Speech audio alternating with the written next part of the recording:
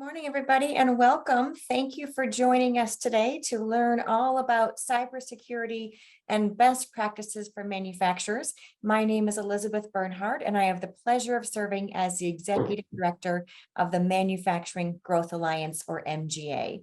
MGA is a statewide trade association serving small to mid-sized manufacturers in Michigan.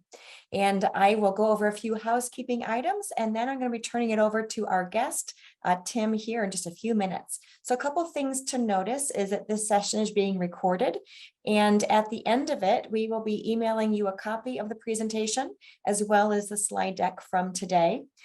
Please enter any questions that you have during the presentation into the chat box. And I may stop Tim during his presentation to ask a few pressing questions, but most likely I will be holding your questions to the end, where I will raise them on your behalf. Also, during that Q&A period, I will give you the option to go to unmute and to personally ask questions of Tim yourself. With that, I am really excited to introduce you to Tim Niemann. He's the CEO and visionary for Dynamic Edge. With that, Tim, the floor is yours. Thank you.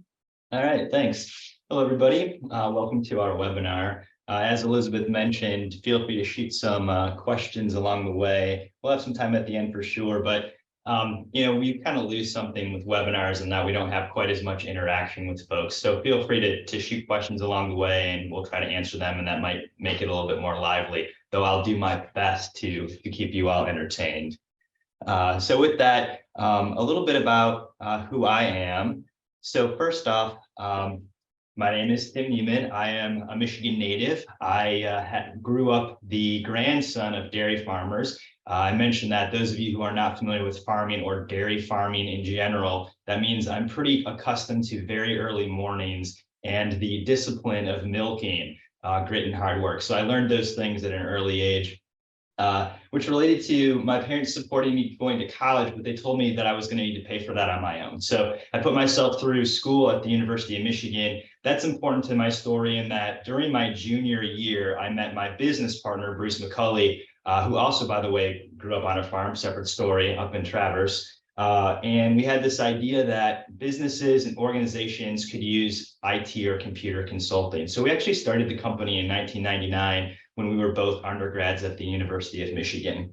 And we've kind of grown the company over the years. The thing that I'd like to mention in particular about where we've come as a company is my personal passion for customer service. So we talk about legendary customer service at Dynamic Edge, and we have a vision to fill the big house with raving fans. So currently that sits at 109,901.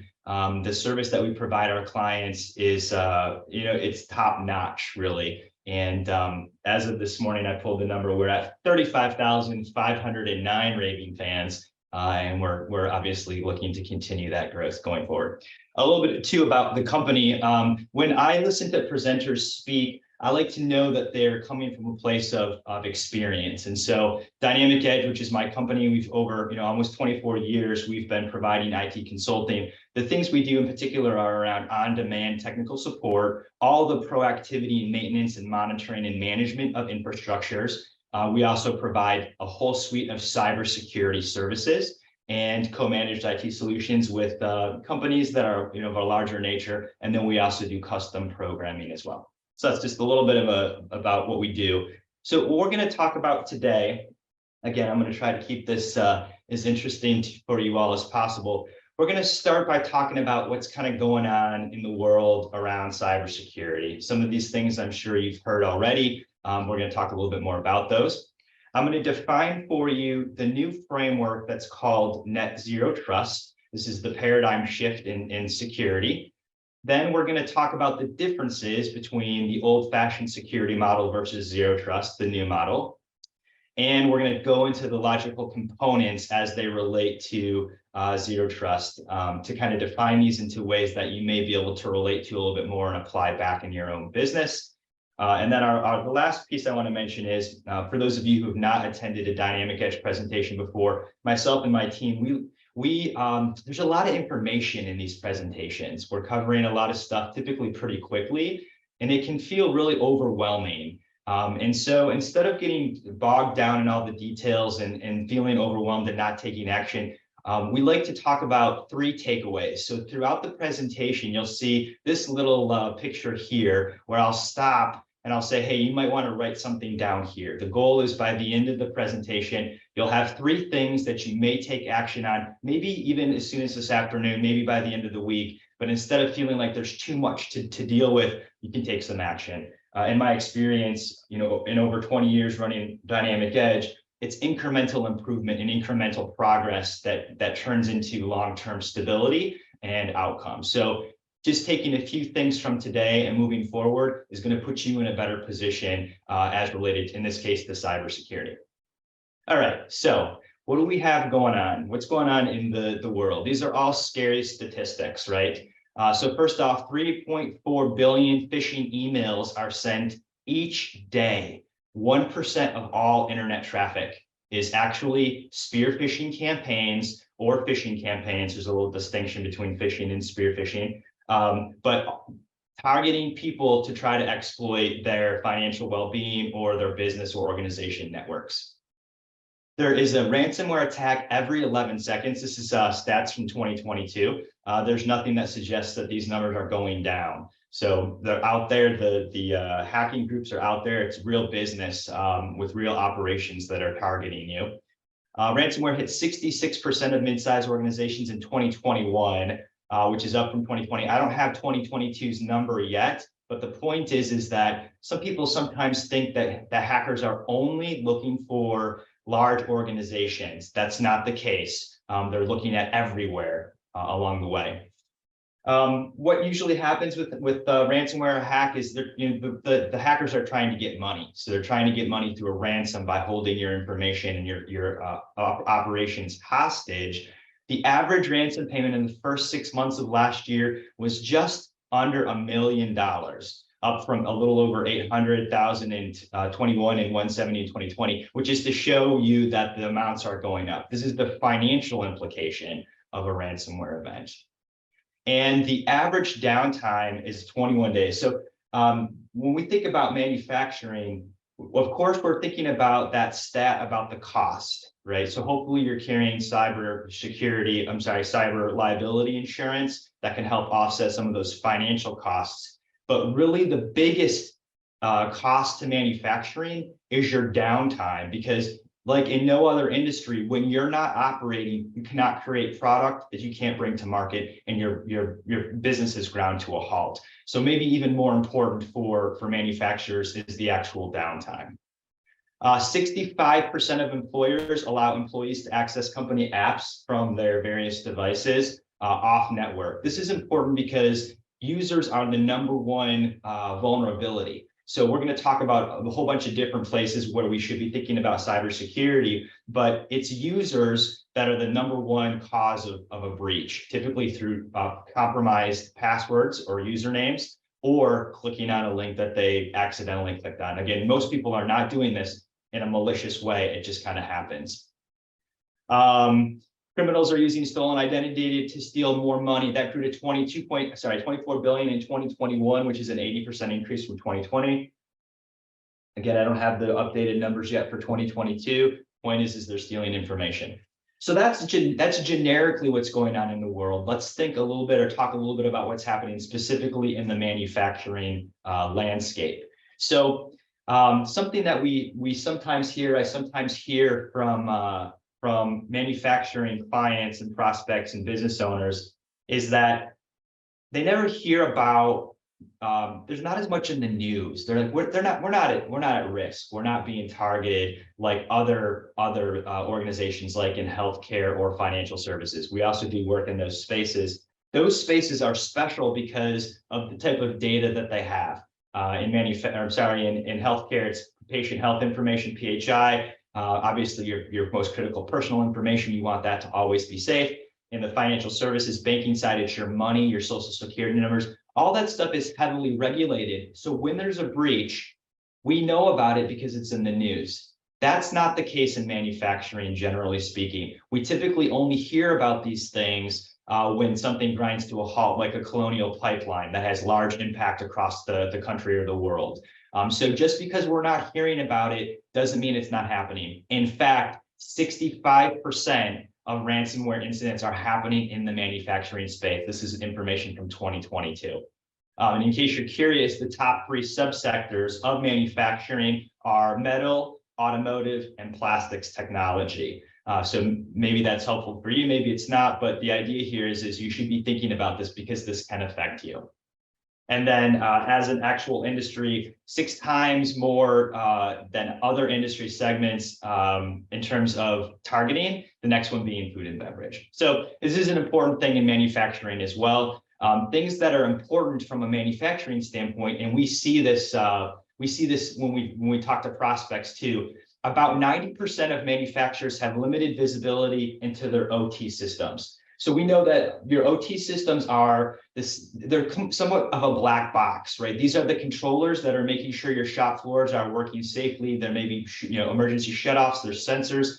A lot of times we're buying these from other vendors and we don't have transparency or understanding of what those systems are actually doing from a code basis. So that's a big vulnerability for us in manufacturing. 90% unprepared with poor network perimeters. This is kind of a basic thing. I hope maybe you'll leave this presentation today with some ideas of how you can do some new things to strengthen that.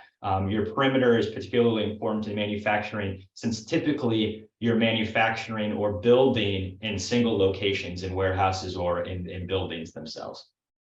The next little stat here is that 80% have external connectivity exposure. So the first one here on unprepared with the network perimeter, that's one piece, which is to say hackers can get into your system. The next is somewhat of a subset.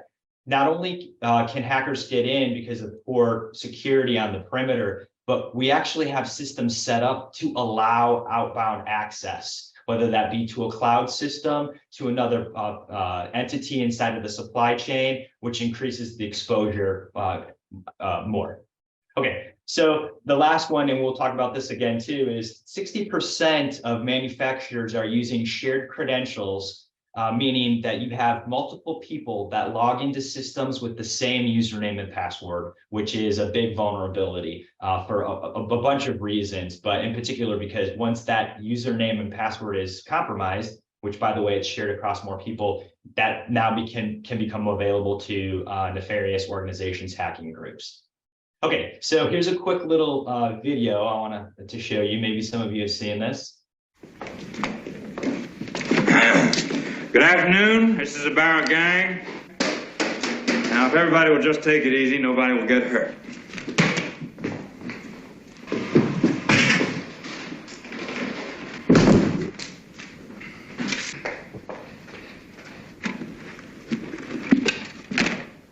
Is that your money or the bank's?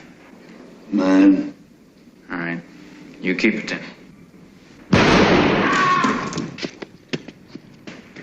Next time I'll aim a little lower.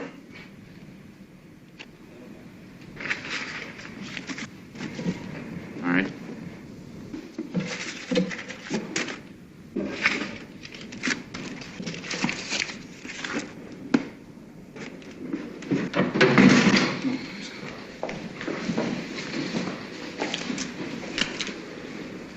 Take a good look, Pop. I'm Buck Barrel. All right, so maybe some of you are familiar with that classic movie, Bonnie and Clyde. Some might argue that it's one of the best movies, if not the best movies of all time. What we're talking about, or what I want to illustrate here, is around what we consider old-fashioned security and perimeter. So we often have described, we being us in the IT world, of security as a castle. Right, it's the castle security model where you've got a variety of, you've got your tools behind the moat, behind the castle walls. It's about a series of layers of protection, thinking it like armor. You get through the front gate. It's a series of barriers getting to the inside. Once you get inside, you have access to everything. So when we think about this around technology, we're thinking about things like routers. So a router on the outside of your network keeps everybody out.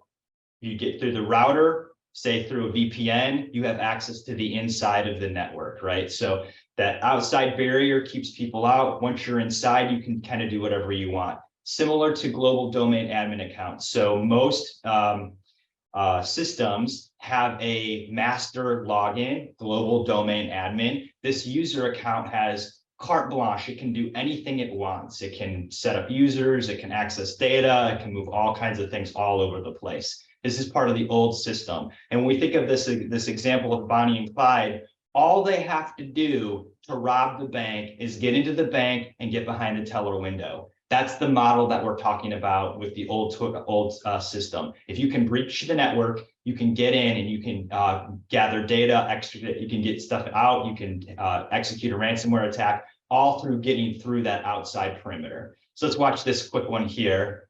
This is, by the way, my favorite movie.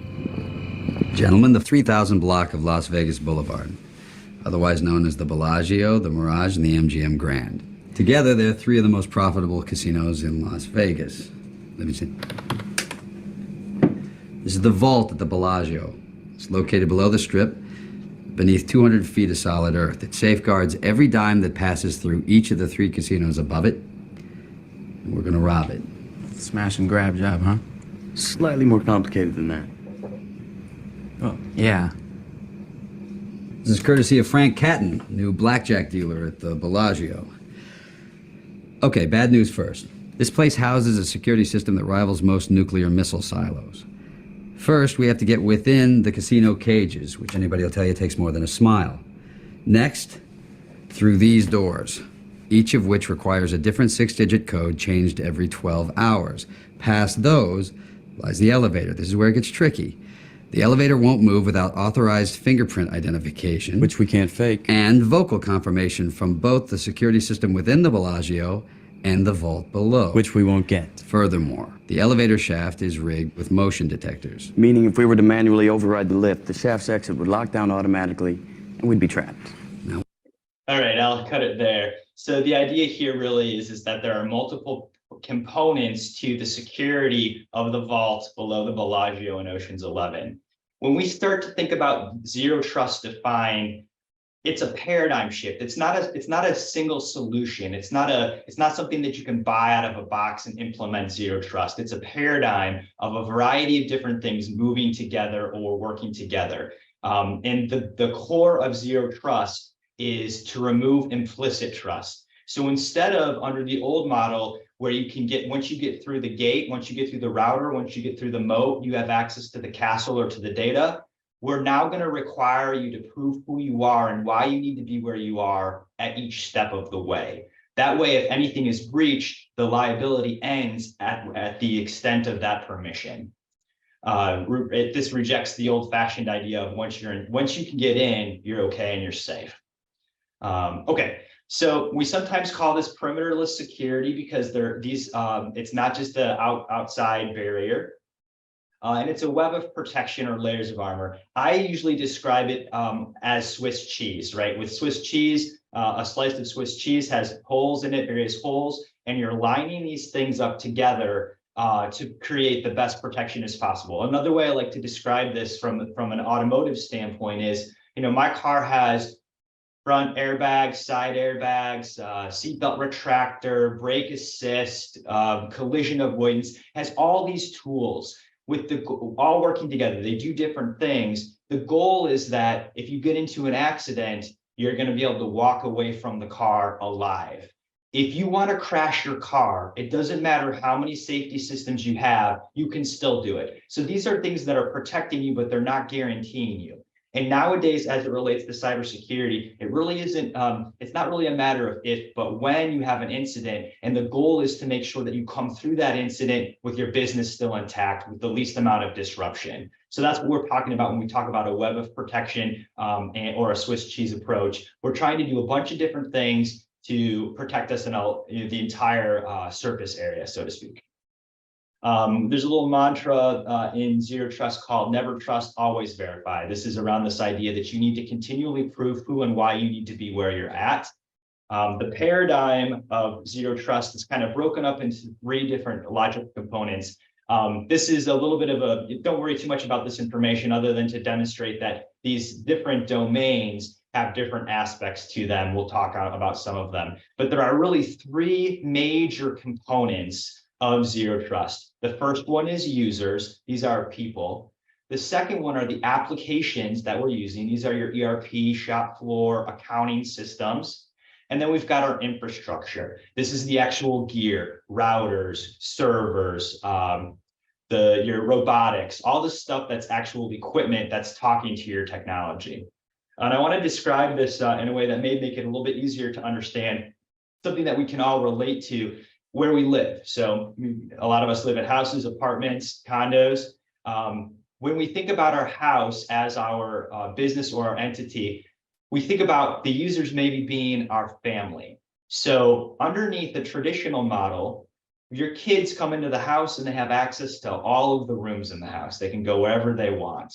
Under a zero trust framework, we don't allow that anymore. Your kids have keys to everything they need to. So they have a key to the front door, they have a key to their bedroom, they have a key to the bathroom, they have a key to the kitchen, but they don't have a key to your den, to your home office, to your home gym, to your bedroom. And by the way, they have a separate key that's only unique to them for each of those different places. So if for some reason they lose the key to the front door and someone finds it, somebody can come in your front door, but now they're stopped. They can't get to their bedroom. They can't get to any of the other rooms. That's the idea of zero trust applied to this example of your home. The next thing we think about in terms of houses might be around your devices. So this is the application layer. So we all have lots of devices now, smartphones, laptops, tablets. We have apps installed on our devices. So I have Facebook installed on my smartphone, and I've given permission to the Facebook app to access my contacts, right? I don't know if you've had this experience where, it says, oh, you want to see if you have other friends, connect to your contacts. What we're doing is we're allowing the applications that are running on our devices to talk to other applications. Not only that, but connect to other devices on your network. So if you do something on Facebook on your phone, you get a notification. That notification is reset when you pull it up on your tablet, for instance. So these applications are talking to one another. We might not be thinking about them from a user perspective, but they're actually permissions that are allowing those things to happen. And then the last category is kind of the infrastructure. I think about this from a home standpoint around things like whether you have a Google Home or Amazon Echo, Alexa. These are devices that are controlling different portions of your house. There's different pieces you connect to your thermostat or your lights or your front door lock. Those devices are being controlled together. So you can unlock a door at the same time. I just said a word and it woke up my, I have one of those devices here in my office. Anyway, that's why I'm laughing. Anyway, the idea here is this is the infrastructure component. And what we want to be doing from a zero trust standpoint is making sure that it only has access to the things that it needs to have access to. Sort of out of the box, they want you to be able to control everything. Well, now you may have a vulnerability associated with your thermostat, whether that's Nest or what have you. Okay, so that's kind of a quick example of how it might apply to this framework applies to your home. So there are various hacking organizations that exist. Again, I kind of mentioned this, they're kind of businesses. Vice Society is one of them. They made the news recently. I don't know if maybe some of you saw, they brought down the San Francisco transportation system. That's Muni for those of you in the Bay Area. There was a New York crossword puzzle clue that mistaked Muni with BART recently. Anyway, the point here is that they have specifically said we're coming after manufacturers. And the biggest way that they can attack your network are through users. So we're going to talk about users first. And what I'm going to describe here are different components from a user perspective, and then what we consider to be a solution underneath the zero trust framework.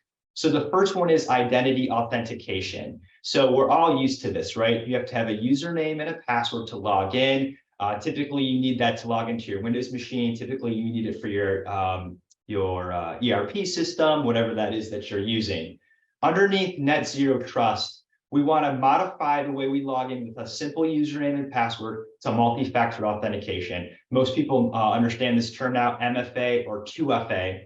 The idea here is you need something in addition to your password to log into a system. You need your password, and then you need something else that's unique to you. Typically, it's your smartphone, whether that be a text message you receive or an authenticator app that's installed on your smartphone. That's the best method these days to be able to prove who you are on a continuous basis from a zero trust standpoint. The next thing has to do with permissions. So from a permission standpoint, when you log on to your computer, your Windows network or your network in general is allowing you based off of who you are, where you can go. Depending on the permission level you have, you may be able to get to multiple things. I mentioned domain system admin access.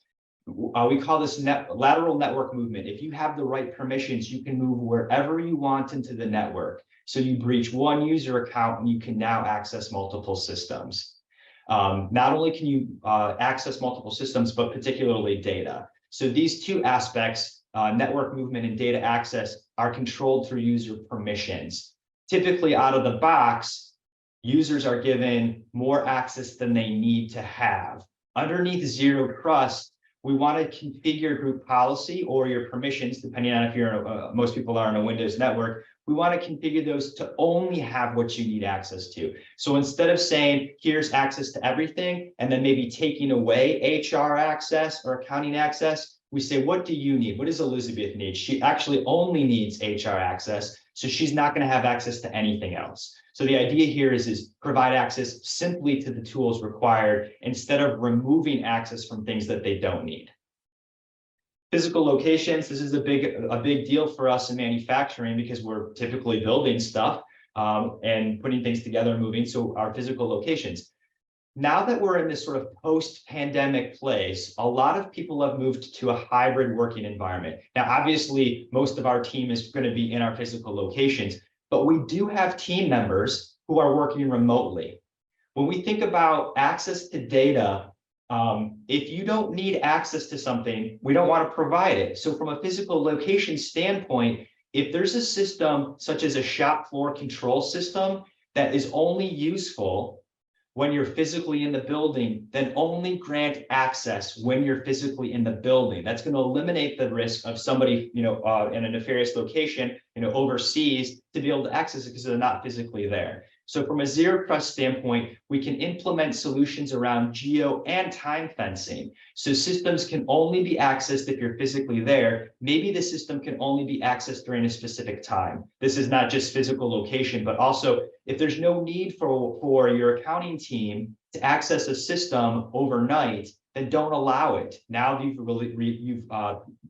decreased that actual vulnerability, right? So it's only there. One of our manufacturing clients, actually, this is one of our oldest clients, our oldest client from 1999. They're a rapid prototyper for the auto companies.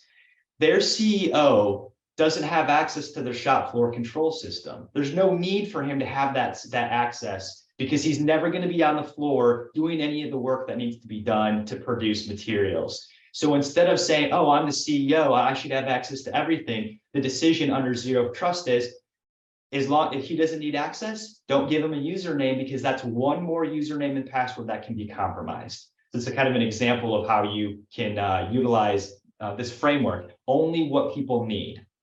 And then the last thing I want to mention, and I'll mention this in all three of our categories, is having an IT security policy. Having an IT security policy, it's really just a document that is defining all the most important things to your business, primarily from a technology standpoint. This should be part of your business continuity plan, which we should all have running. But as it relates to IT security policy, we want to include in here what are the tools we're using, what happens, how do they interface, so that we have a single place to look at and a single place to update as we upgrade our technology. I'll also add that this is a very good document to have when you're getting ready to renew your cyber liability insurance, which we should all have. This shows your underwriter that you've got your stuff in a row. You've mitigated your own risk, therefore you've mitigated their chances of having to pay out a claim.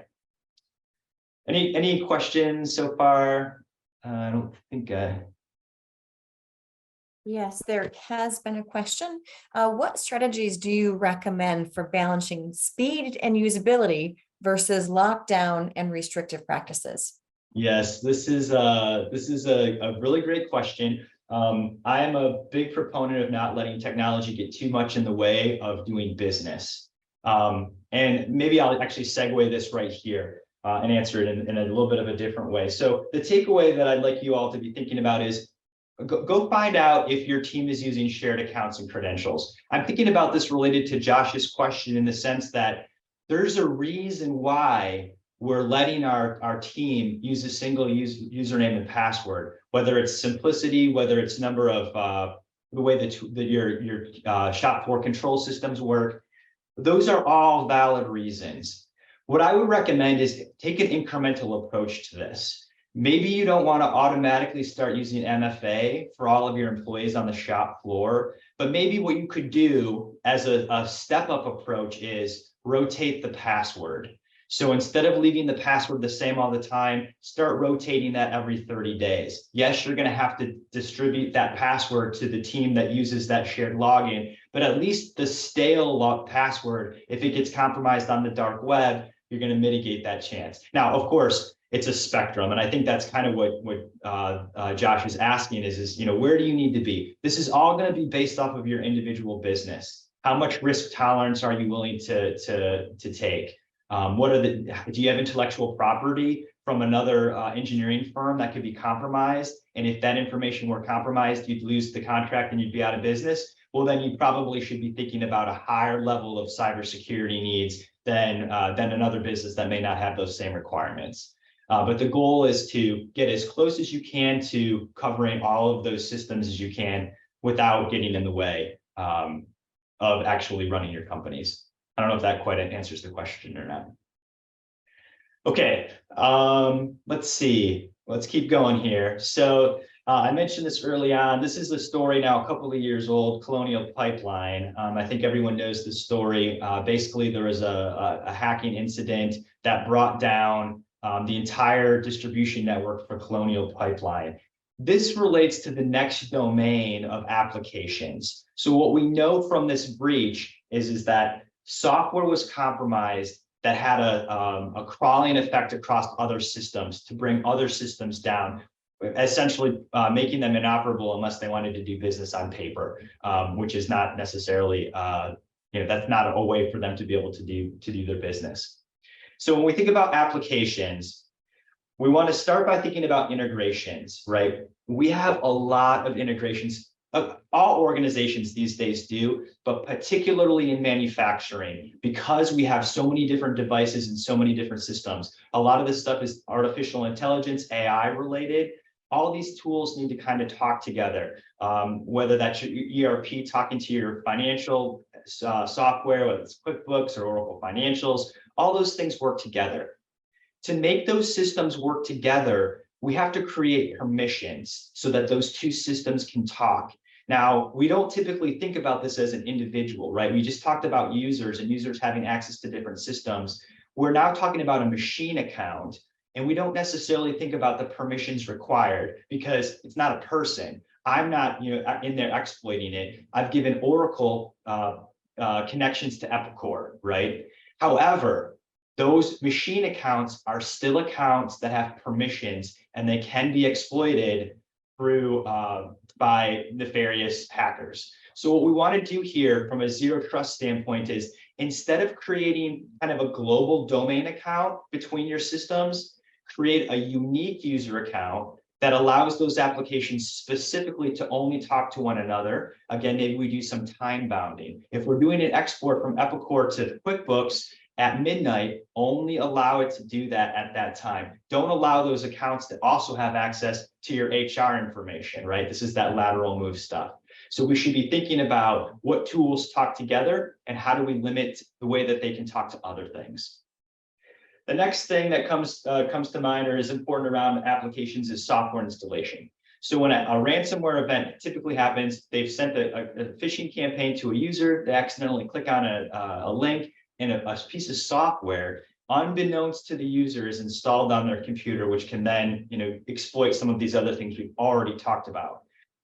We know that with history, it's kind of a pain for users. Users like to be able to install things on their own. And so we give them the ability to do that. Under zero trust, We want to stop that. They don't really need to be installing anything on the business computer that has not been approved by you or by your IT group. So we want to implement group policies to say, nope, we're not going to allow software to be installed. If something needs to be installed, you can open a ticket. We're going to put the barriers down, set it up, and then turn those barriers back on. So that's one aspect of applications that's kind of a shift, making sure that people can't just install whatever they want. All right, the next one I want to talk about is our backups. So backups have been around since the dawn of computing, right? And if I think back 15 years ago to backups, we were doing backups to protect against typically hardware failure or loss or theft. So a hard drive goes bad, we want our data back, so we refer to the backup to get it back. We have a laptop with the data on it, we forget it at the airport, we want to be able to restore that from backup. Backups have changed now. It's now sort of the fundamental of cybersecurity, not so much for hardware failure, but in case your data itself gets corrupted or encrypted, right? So if you have a ransomware event, what the hackers are doing is they're encrypting all your data, making your systems inoperable unless you pay them the money for the key to unlock it. If you have backups, you don't have to worry about that. You simply restore because your backed up data is not encrypted, which, by the way, is the second benefit. A lot of organizations are paying ransoms because they got to get up and running. The hackers get the money, but you don't for sure know if they've created a backdoor into your system unless you reload your systems from scratch. If you restore a backup, a good backup, then you know that the software hasn't been installed yet, so it protects against that. As it relates to net zero trust, the things I want you all to kind of think about, there are two terms in backups these days. One of them is immutable backups. Immutable backups are backups that cannot be changed. I think about this from the traditional burning of a CD or a DVD. You remember those days where you burn data, it's on the disk, you can't burn it again, it's locked in time. That's an immutable backup.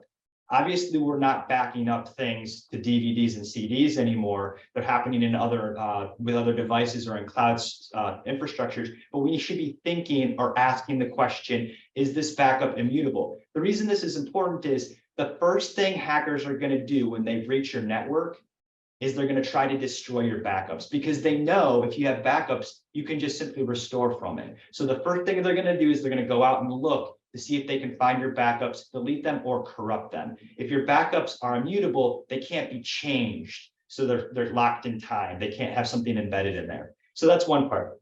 The other part is air gap. So we have as Elizabeth mentioned, we have an office in Nashville, Tennessee. We have our symphony hall there is state of the art. It's new within the last 15 years. That performance hall has a literal air gap. So the auditorium has a threshold between the lobbies and the other parts of the building with the idea that they're keeping noise and sound out from inside the auditorium to have a higher quality. That's the type of air gap we're talking about. Again, hackers are trying to find your backups. If you have a USB drive that's plugged into your computer or your server or your network to do your backups, that's accessible. There's no air gap. It's plugged into the network and it can be accessed by hackers. What we want to do is have an air gap. You're not able to access those backups from inside of the network. So hopefully that makes sense. All right, next one in terms of applications has to do with web browsing. So when we're out on the internet, you can find yourself into a spot where you accidentally click on something and you get software to be installed. This is a relatively straightforward one. We want to have some web content filtering. Your employees don't need to be accessing everywhere on the internet, so we don't allow it. From a zero trust perspective, just thinking about like a user permission thing, it's the same idea. Instead of saying you cannot have access to Facebook or Instagram, rather you say you can only get to QuickBooks Online, right? You can only go to the places that you want instead of restricting access from different places. So hopefully that makes sense. Again, this is a paradigm shift. You don't need to be able to get there. Don't allow it. Only let your users go to where they need to be going. Okay, operating systems. So operating systems are the foundation of the code that all of our applications are running on. We think about this around Windows, Mac OS, Android. These are all the baseline operating systems that are running on our gear. Apps run on top of it. When we think about patching and whatnot, it's important that when a vulnerability is announced, this is typically happening in Windows land. It happens in a lot of different places, but once the vulnerability is announced and the patch is released, it's important that in short order we get those things installed, because now it's common knowledge. The exploit is now aware. Hackers are not necessarily trying these holes. When they hear about them, they now look to see who hasn't patched yet. So it's important that we're keeping our operating systems up to date. But beyond that, from a zero trust standpoint, we want to have some additional control on the operating system itself. So we've talked about applications and not allowing applications to have usernames that have too many permissions. We can actually go a layer lower to the kernel of the operating system with security tools that say the operating system, which is allowing these applications to run, we can allow it to restrict the way that those applications talk to one another. So this is a more advanced security tool. It's kind of new on the scene, but it's allowing us to have greater control of how the applications work if we can't control the applications themselves. And I think I've got a section, I'm going to talk a little bit more about that later, but the idea here is again, multi-layer. If we're doing things across the board, we're mitigating our risk as it relates to the exposure, right? So there's different places, users, applications, infrastructure. Okay, so let's see. We are now, this is my reminder about the IT security policy. Just like with users, you should have, this should all be defined in your IT security policy, what tools you're using, your ERP, your shop floor, how they interact, all that kind of stuff, what kind of web filtering you're doing, all that kind of thing should be in your IT security policy. Okay, so stopping for a second, the thing I'd like you to take away from this section, this is a real basic one, is can your users install applications on their systems? When we think back to the last section about whether or not you have users that are using the same login and password, this is another step in mitigating that risk. We don't want those computers that those people are logging into to be able to install software without IT control, right? So find out if your users are able to actually install applications on their systems, and then evaluate, is that really necessary? We probably should implement a group policy. There's nothing that anybody needs to install right now that's so important that can't be done on a schedule, so we know for sure that nothing else is getting installed unintentionally.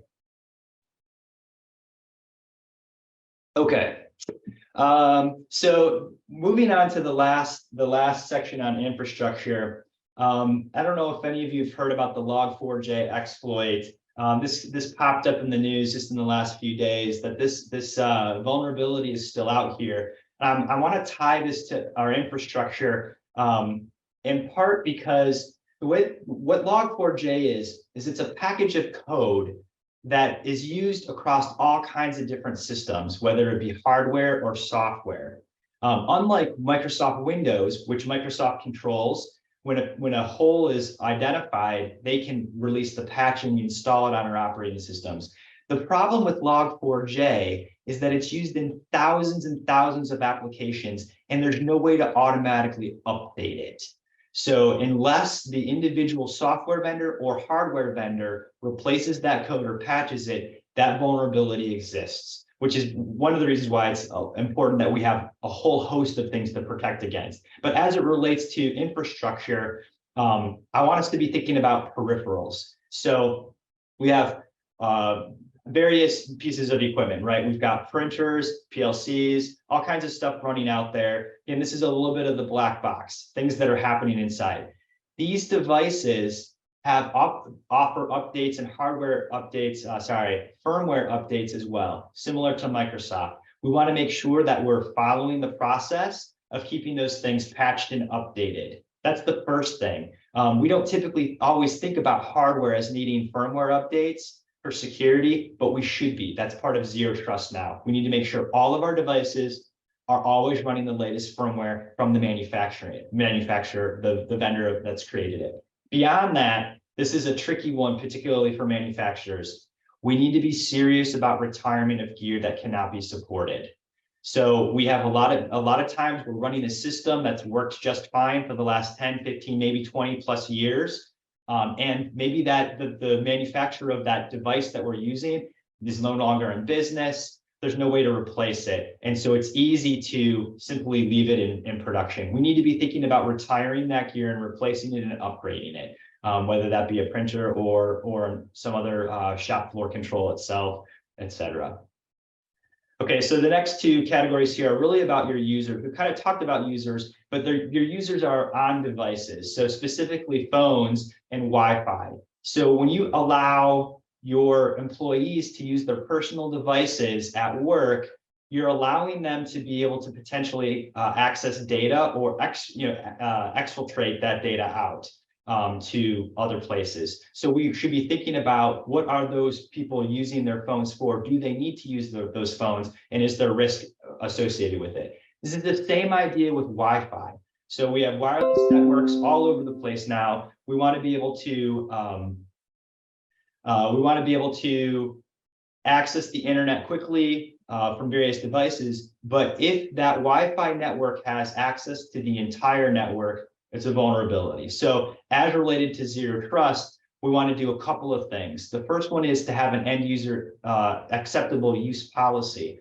So we can probably agree that we all kind of know what should or shouldn't be happening at work, but you should specifically define it so that it's very clear. That allows you to set your expectation and then pull triggers against, things that are violating it. So what is your acceptable use policy? It's we don't care if our team uses Facebook, it's fine. Or we expect that your phone goes into your locker at the start of your shift and it's never on the shop floor. It's never anywhere near anything else. It's an acceptable use policy. It's, human behavior.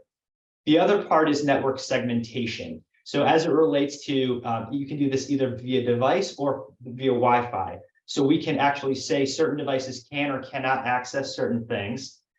And we can also create individual networks that will, just pull that out of the way. I don't know if you guys can see that or not.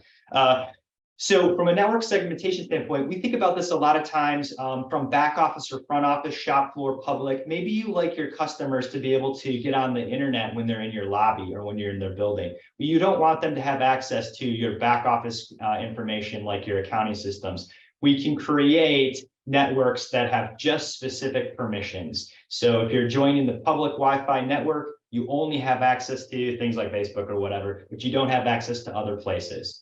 So this is a place, again, under zero trust, we're only going to give them access that we want.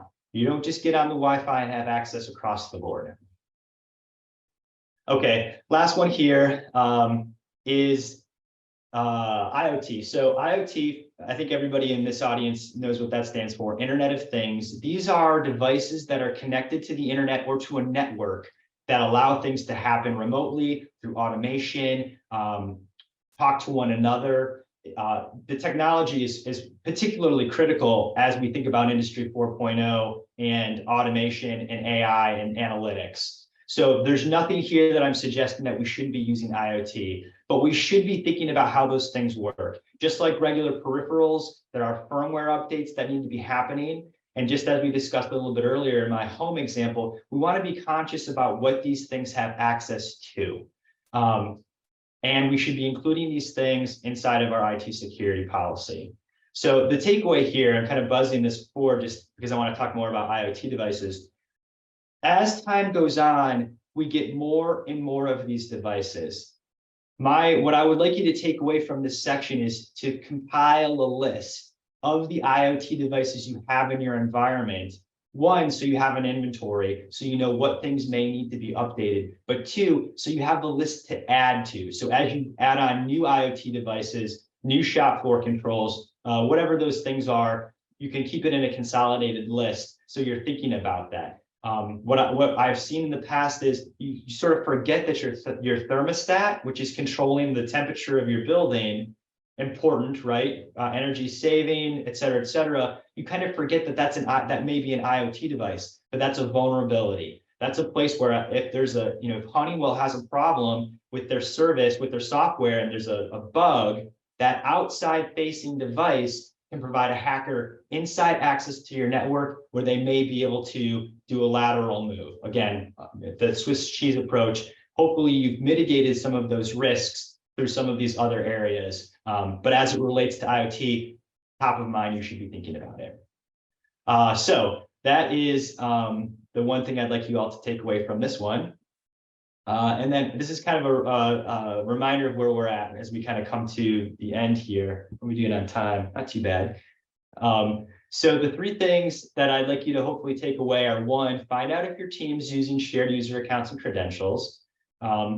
Knowing how that's working, what the implication is, you can begin to take some corrective action, whether that's through something simple like rotating the password or something more complete like enabling multi-factor authentication. By the way, there are hybrid solutions here too. You know, I'm suggesting a step-up approach of rotating passwords. Well, you could implement 2FA or multi-factor authentication in your back office. Business email compromise is kind of a term around phishing.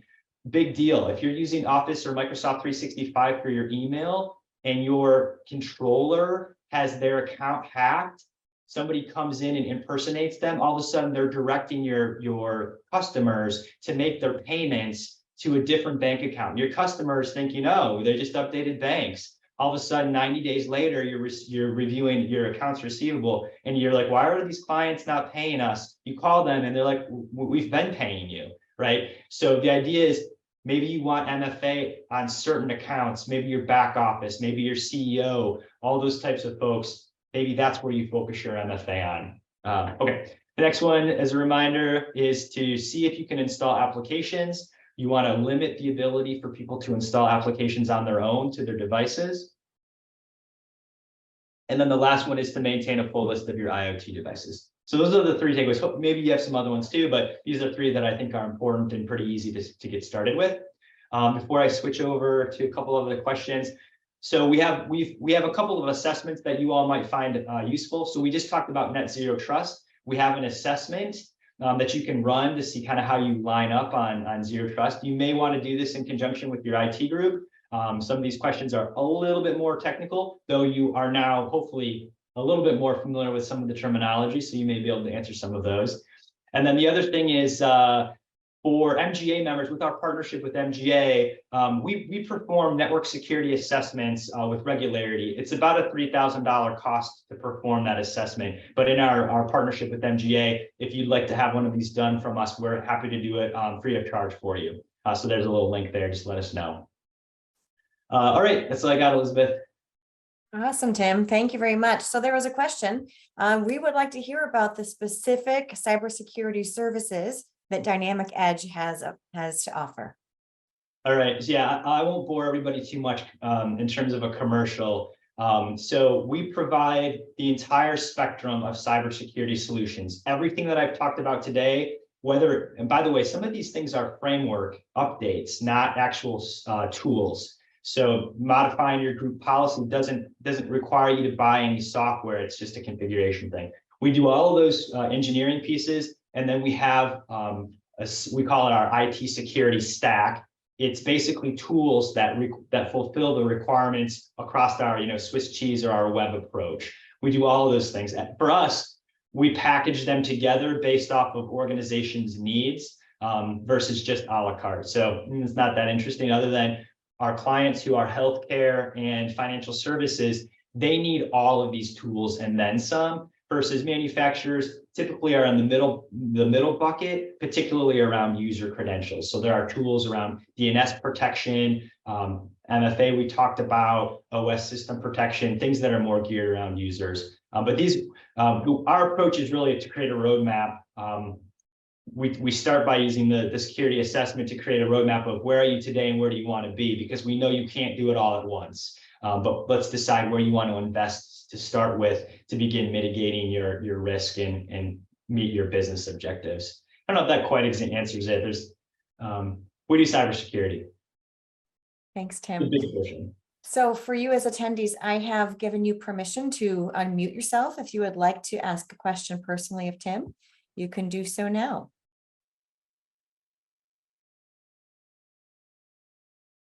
I'll give you just a moment. And Tim, while they are considering if they wish to ask a question personally, I'd like you to consider one of the most obscure cybersecurity attacks that you've come across thus far. Tell us about that and tell us, what your client did to overcome that situation. Say that one more time. So the most obscure cybersecurity attack that you've come across thus far. Yeah, obscure, I think of in terms of sounding abnormal. There haven't really been, typically what's happening is it's kind of a brute force thing from hackers, right? They're trying the same things across the board. But what I will say is we had a client recently. So there's a tool called EDR, Endpoint Detection and Response. And what happens is we install some software. It's kind of like antivirus on all of the devices, servers and workstations. And it's looking for suspicious activity. It's monitored 24/7 by cybersecurity engineers. These are government folks who understand kind of the actors. And in this example, we had a user, this was actually at a bank, not a manufacturer directly, but at a bank, clicked on something and initiated basically a connection, an outbound connection to a hacking event. With our EDR system in place, we were able to identify it immediately and respond immediately, put a fence around that computer. So lock it down, not allow anything else to happen in and out, so that we can do some analytics to find out, okay, what may or may not have been compromised, and what do we need to do to mitigate that risk itself. So within the matter of an hour, everything was all solved, right? So that's like continuous eyes on systems. I sometimes use this example as well. So hacking doesn't happen during business hours. Hacking typically is happening on holiday weekends, Friday nights, Saturday nights, Sunday nights, times when hackers know you're not necessarily looking. So having tools in place to be monitoring, might think of it like a motion sensor at your house on your alarm system. Something happens and you can check it out and respond. It's really important that you have those types of tools in place so you don't come in Monday morning and find out things are locked down. Also, with encryption takes time. So the sooner you stop the encryption, the less data you're going to have to decrypt later. So in terms of response time, the faster if you're able to respond within an hour, you can isolate the incident. Again, not a matter of if, but when. How do you get past that breach or that incident without having a huge impact on your business? Great, Tim. Thank you very much.